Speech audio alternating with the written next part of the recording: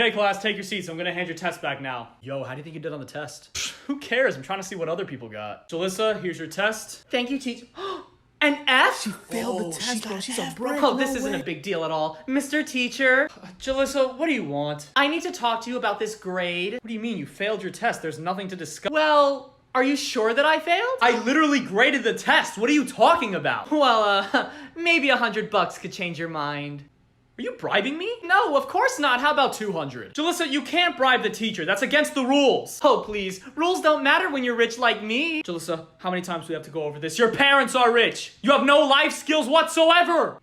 Life skills don't matter when you're rich like me. Shut up! Ooh. If you don't stop this right now, I'm going to sue you. That's a great idea, Jalissa. Maybe you can use that money to pay for a tutor so you don't have to rely on daddy's money all the time. Oh my goodness! This man is a menace to society.